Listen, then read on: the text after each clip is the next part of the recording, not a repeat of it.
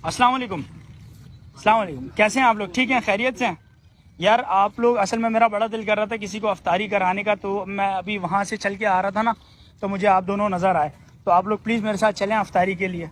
आज मेरी तरफ से है अफ्तार। यार हम लोगों को जाना है।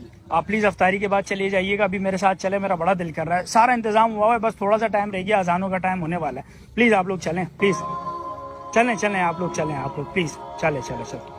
बहुत शुक्रिया आप लोगों का। चलें, आज मेरी तरफ से अफ्तारी है।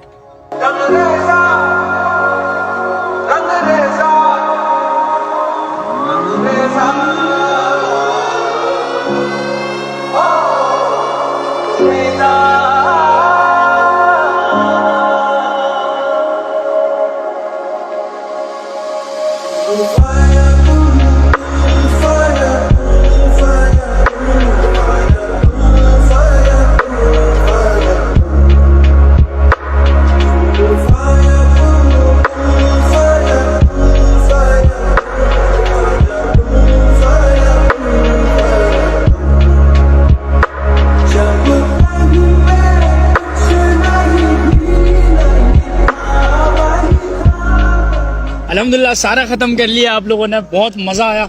अब आप लोग मुझे ये बताएं, आज की अफ्तारी आपको कैसी लगी और आज का रोज़ा आपका कैसा गुजरा, ये बता दें हमारे। अफ्तारी तो बहुत अच्छी थी, लेकिन रोजा तो था ही नहीं हमारा।